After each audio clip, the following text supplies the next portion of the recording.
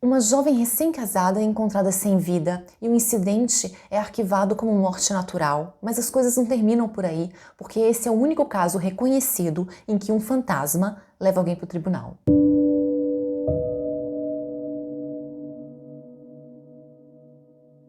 Oi, gente! Bem-vindos de volta, ou bem-vindo se é a sua primeira vez por aqui. Não se esqueça de se inscrever, mas se não quiser, sem ressentimentos, eu conto para você também a história da nossa protagonista de hoje, que se chama Elva Zona Hister, mas é conhecida por todos como Zona. Ela nasce em 1876, da união entre Jacob e Mary Jane Hister. Ela nasce nos Estados Unidos, mais especificamente no estado da Virgínia. O condado é o Greenbrier e a cidadezinha é Meadow Bluff. Zona tem 4 irmãos e é com eles e com seus pais que ela mora numa propriedade rural, onde todos trabalham e vivem da agricultura. A família Hister ali se encontra bastante isolada. Eles são aos pés de uma montanha conhecida como Little Sewell e eles são rodeados por natureza selvagem. E juntando a essa realidade, o fato de não estarmos nem no ano de 1900 ainda, dá para entender porque que a gente não tem tanta informação assim sobre a família Hister, a família de Zona, e sobre a sua infância. Mas dá pra gente imaginar mais ou menos, pensando na época, pensando no fato deles estarem isolados. É um lugar também onde os verões são bastante quentes, os invernos bastante frios, e a gente sabe que não tinha as coisas automáticas que temos hoje. Várias das coisas que eles tinham necessidade, eles tinham que construir, tinham que fazer com as próprias mãos. Era uma vida bastante dura, muito incômoda, sem muito conforto. Isso pra gente não falar na saúde, né? A expectativa de vida era bastante baixa, principalmente numa zona assim tão isolada.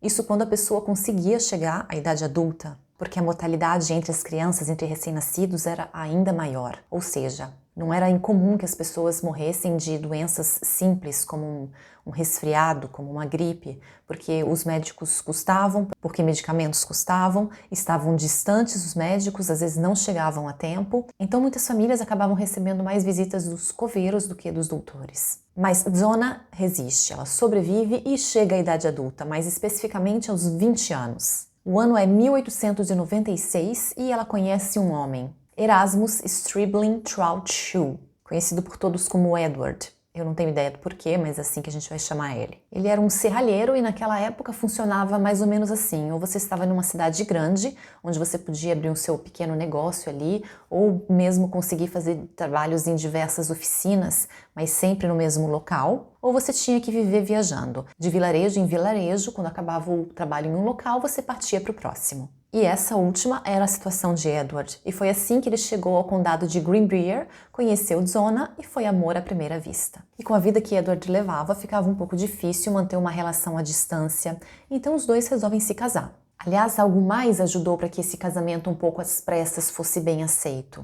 No ano anterior, Zona tinha tido uma filha, mas sobre essa criança eu não conseguia achar nenhuma informação adicional. Bom, as opções mais prováveis são duas, ou a criança era de Edward ou de um desconhecido. Poderia ser de Edward, eles poderiam ter se conhecido antes, mas a gente não tem nenhum registro disso, ou poderia ser de uma outra pessoa qualquer, e ninguém ficou sabendo. Mas seja como for, o fato de ela ser uma mãe solteira tornava muito mais fácil para a família dela aceitar e até encorajar o casamento, seja com o pai do bebê ou com qualquer outro homem que aceitasse a situação dela. E foi assim que os dois se casaram, por vontade própria de ambos, o que já é tanto naquele período. Mas não são tudo flores, ou nós não estaríamos aqui.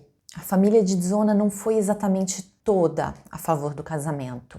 O pai dela sim, e era a opinião dele que contava. Mas a filha querendo, aconteceu. Já a mãe dela, Mary Jane, não suportava Edward e foi assim desde o primeiro dia que ela o conheceu. As coisas, no entanto, parecem andar bem, parecem iniciar bem para o novo casal. Eles moram numa bela casa de madeira de 2 andares, muito menos isolada do que aquela em que ela tinha crescido, e eles levam uma vida bastante confortável. Tudo isso por míseros 3 meses. Porque no dia 23 de janeiro de 1897, Edward se dirige até a casa de uma vizinha que morava ali no vilarejo perto, conhecida como Tia Marta, carinhosamente por todos. Ele vai ali para pedir um favor para ela. Edward pergunta se o filho dela, Henderson, poderia ir até a casa dele ajudar Zona com algumas tarefas domésticas, aquelas coisas mais pesadas, porque ela não estava se sentindo muito bem e ele tinha que sair para viajar por causa do trabalho. Tudo acertado, Henderson é disponível, ele começa naquele dia mesmo e naquela tarde ele se dirige para a casa dos Shu. Chama repetidas vezes o nome de Zona, ela não atende, ele bate na porta e a porta se abre sozinha. E ele vê imediatamente. Zona está no chão, com a barriga para baixo, claramente sem vida. O rapaz, assustadíssimo, corre até sua mãe, conta o que aconteceu e tia Marta, por sua vez, vai o mais depressa possível até uma oficina local onde Edward tinha mencionado que ele tinha alguns trabalhos para terminar antes de ir viajar. Eu tenho que confessar que nesse momento já estava esperando que Edward tinha escapado, já estava pensando mal dele. Mas não, ele estava ali, foi correndo até a casa dele com tia Marta e com Henderson para comprovar o que o rapaz tinha dito antes de chamar as autoridades. E ali no primeiro momento ninguém consegue entender, ninguém consegue dar uma explicação para o que tinha acontecido com Zona. Então antes que o coveiro pudesse fazer o seu trabalho, foi chamado um médico legal, o Dr. George Snap, para examinar a Zona. E o especialista, além das limitações que o seu trabalho já apresentava naquela época, enfrentou algumas outras dificuldades. Porque para começar, quando ele chegou na casa, Zona não estava mais no local onde Henderson a tinha encontrado. O seu marido tinha levado ela para a cama do casal, que ficava no quarto deles no andar de cima,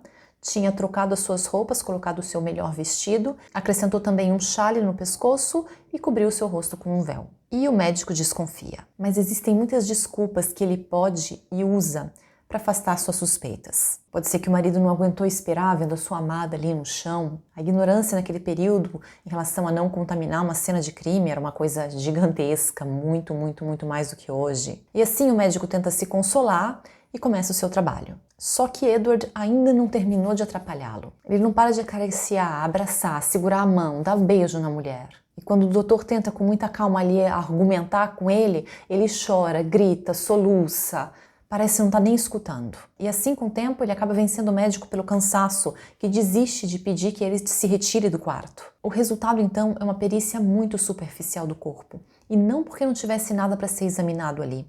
Porque em uma das interrupções de Edward, ele levantou o torso de Zona para tentar abraçá-la e o chale que ela tinha no pescoço se moveu. E foi quando o Dr. George teve a impressão de ver hematomas de cor escura no pescoço dela. Mas àquela altura ele já tinha se resignado ao seu raso exame. Até porque o médico já tinha decidido qual tinha sido a causa da morte. Ele acreditava que tinha sido a causa da morte. Everlasting faint, algo como um desmaio eterno, que era um termo usado naquele período para algo fulminante, mas ao mesmo tempo não completamente explicado, provavelmente causada pelo coração. E foi exatamente isso que ele escreveu no registro oficial da morte de Zona. Mas o doutor fez uma atualização desses documentos, mudando essa causa da morte para complicações decorrentes de gravidez. Só que não existem registros de como, quando o doutor ficou sabendo dessa gravidez, nem de quando ele alterou o documento. E essas incertezas não ajudam em nada a família, principalmente a mãe de Zona. Assim que ela ouviu, ela disse: aquele diabo a matou. E não foi difícil para ninguém entender a quem ela se referia. E Mary Jane também não fazia nenhuma questão de esconder suas suspeitas.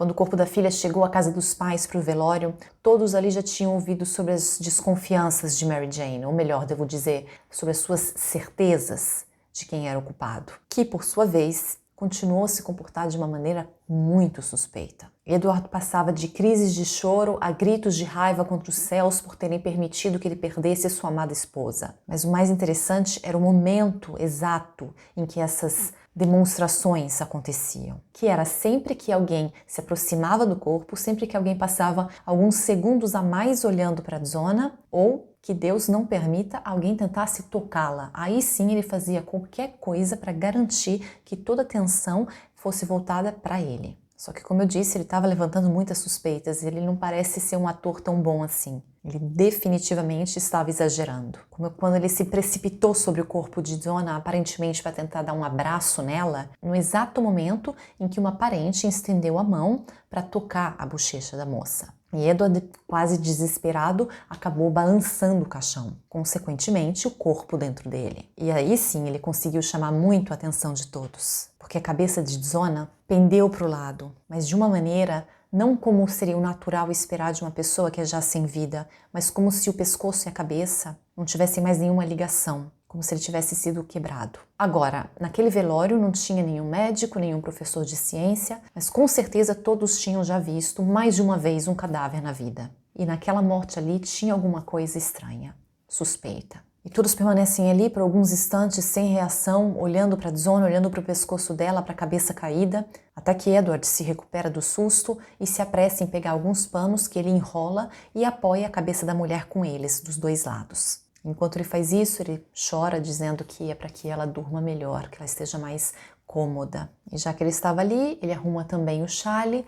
dizendo, explicando que é o preferido dela, que ela com certeza gostaria de estar usando ele. E é assim que Zona então é sepultada no Soul Chapel Methodist Cemetery. E agora que a história começa. Porque assim que a filha é enterrada, com Mary Jane começam a acontecer algumas coisas particulares, digamos. Bom, de volta para casa depois do cemitério, ela tem que lavar roupas, incluindo aqueles panos enrolados usados por Edward para apoiar a cabeça de Zona. E assim que ela os coloca num grande tanque de cimento, junto com as outras roupas, tudo se tinge de vermelho, vivo. E ela fica ali atônita, olhando aquilo sem uma reação, enquanto tudo torna uma cor mais clara, até voltar a ser água transparente. E se de um lado Mary Jane está ali tentando se convencer de que é a imaginação dela, que por causa do luto está fazendo ela ver coisas, fica difícil afastar aquela ideia que começou a brotar ali de que a filha está tentando se comunicar com ela. E se for essa última opção, ela decide incentivá-la. E assim, antes de dormir, ela se ajoelha e pede que a filha venha a encontrá-la nos seus sonhos, que a filha explique o que tinha acontecido com ela, como ela tinha perdido sua vida. E Mary Jane foi atendida. Não uma, não duas, 4 vezes por 4 dias consecutivos, Zona aparece para ela. Começa sempre como uma luz muito brilhante, difícil até de olhar, que depois vai se apagando e vai tomando forma, até se tornar exatamente Zona, como ela era em vida. E a filha não perde tempo, ela começa a contar para a mãe que assim que ela se casou com Edward, ele começou a tratar ela de maneira completamente diferente. Ele era uma outra pessoa. O seu humor mudava de uma hora para outra e ele era violento com ela constantemente e sem nenhum motivo aparente. E o pior desses episódios tinha sido exatamente naquela fatídica manhã. Quando Zona não preparou o café da manhã rápido o suficiente para Edward, que furioso agarrou o pescoço dela, apertou, chacoalhou e torceu até que ele quebrou. Para ilustrar o resultado dessa agressão, o fantasma de Zona, com suas próprias mãos, começou a girar sua cabeça a 360 graus. Vale lembrar que o filme Exorcista não estava ainda nos cinemas. E nós, obviamente, temos que nos lembrar que essa história aconteceu há muito tempo, trata de assuntos sobrenaturais e, com certeza, com o passar dos anos, ela foi embelezada. Mas se não sabemos exatamente o que aconteceu com Mary Jane naquelas 4 noites depois que ela perdeu sua filha, nós sabemos sim que no 5º dia ela decidiu agir. E sem querer perder tempo, Mary Jane foi direto a quem interessava, o procurador de justiça de Greenbrier, o advogado John Alfred Preston. Obviamente esperando que ele achasse que era louca. Mas ela não era boba. E ela se preparou para isso. Ela deu muito mais foco às suspeitas que ela tinha já desde que ela conheceu Edward do que aos sonhos dela. E ela concluiu então dizendo que ela acreditava que existiam motivos para exumar o corpo e fazer uma autópsia. Para sua grande surpresa, o procurador acreditou nela. Isso porque Mary Jane não sabia, mas o advogado já tinha ouvido de mais de uma pessoa sobre o teatral comportamento de Edward durante o velório e também sobre como o pescoço dela caiu como se ele não tivesse mais atacado a nenhuma vértebra. Então, agora que a morte de Zona é um caso, começam as investigações. E o primeiríssimo a ser interrogado pelo procurador foi o médico legal, o Dr. George Snaps, que acabou admitindo ter feito um exame muito superficial de Zona por causa do comportamento de Edward. E era exatamente isso que o procurador esperava ouvir, porque esse era o depoimento que ele precisava para que fosse autorizada uma exumação com o objetivo de ser feita uma verdadeira autópsia. Então, para o total descontentamento de Edward, 1 mês e 1 dia depois da sua morte, no dia 22 de fevereiro de 1897, Zona tem o seu corpo retirado da sepultura e levado para uma sala já preparada numa escola ali local, onde é realizada uma autópsia nele por 3 horas. E foi o próprio Dr. Snaps, ajudado por outros 2 médicos e na frente de algumas testemunhas, que dessa vez realizou um exame completo. E ele apresentou então para o procurador-geral um relatório mais ou menos 2 semanas depois, o qual dizia: sobre a garganta foram encontradas marcas de dedos, indicando sufocamento manual, e existia um deslocamento do pescoço entre a primeira e a segunda vértebras. Os ligamentos tinham sido corrompidos e a traqueia foi esmagada na parte da frente. E quando o investigador apresentou para Edward esses resultados, ele imediatamente se colocou na defensiva e disse: não podem provar que fui eu. Uma resposta muito suspeita para uma pessoa que não tinha sido nem acusada ainda. Mas nem adiantava se ele tivesse dado uma resposta mais coerente. Os policiais que acompanhavam o procurador declaram a sua prisão preventiva e colocam as algemas em Edward, que é levado até a prisão para aguardar o julgamento, e enquanto isso as investigações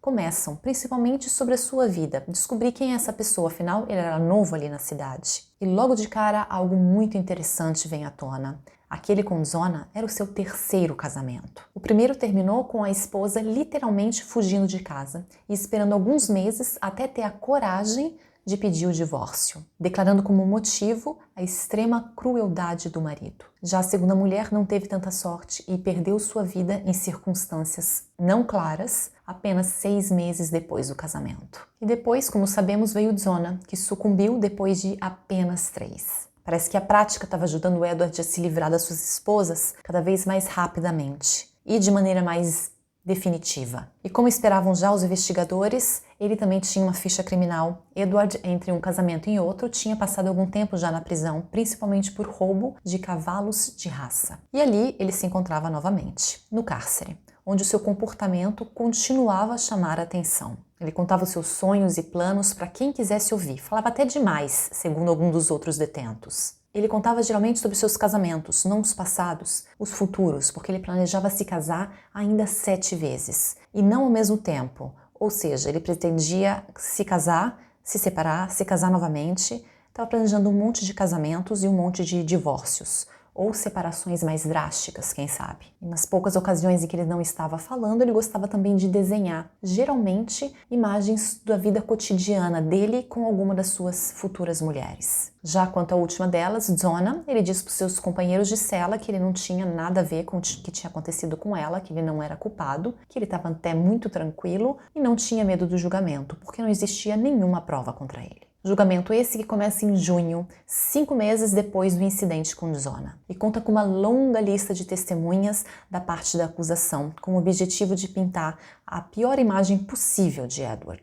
Mas ao contrário do que se esperava, entre essas testemunhas não estava Mary Jane. Parecia uma estratégia mais inteligente não tentar explicar como foi a insistente visita de um fantasma que iniciou uma investigação que acabou levando a um processo. Só que essa história dos sonhos não era um segredo, e dá pra gente só imaginar o quanto viaja rápido uma notícia como essa, chegando até aos ouvidos do advogado de defesa de Edward, que por sua vez coloca Mary Jane na sua lista de testemunhas. Ele esperava, obviamente, provar que foram as alucinações de uma mãe em luto que denegriram de tal maneira a imagem do seu cliente até levá-lo ao tribunal. Mas Mary Jane, como eu disse, não era boba e tinha sido muito bem preparada. Então ela se ateve a explicar as suas desconfianças ao comportamento de Edward que ela tinha visto durante o velório, frisando também que diversas outras pessoas também tinham visto isso e achado que era muito suspeito. E para não deixar dúvidas de que ela estava preocupada só com a ciência e com os fatos, ela encerra dizendo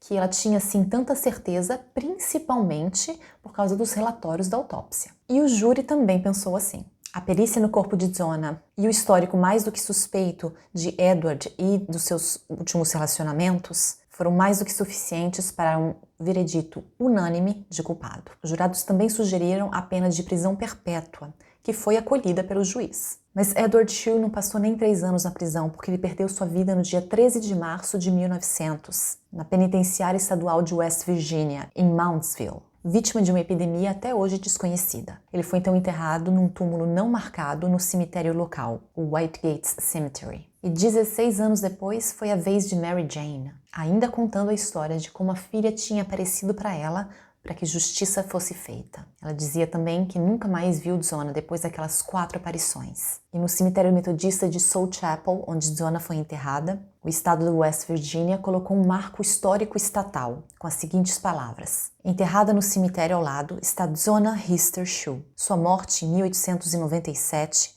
foi presumida natural, até que seu espírito apareceu para sua mãe para descrever como ela foi morta por seu marido Edward. A autópsia no corpo exumado verificou o relato da aparição. Edward, considerado culpado de assassinato, foi condenado à prisão. O único caso conhecido em que o testemunho de um fantasma ajudou a condenar um assassino. Sonho, aparição, alucinação, mentira. Existiu sempre quem duvidasse da história de Mary Jane, mas fato é que acreditaram nela o suficiente para começar a investigar e futuramente condenar Edward, assegurando assim justiça para Donna, impedindo que quem sabe quantas outras mulheres não tivessem o mesmo fim. Até que ponto você acredita? Obrigada.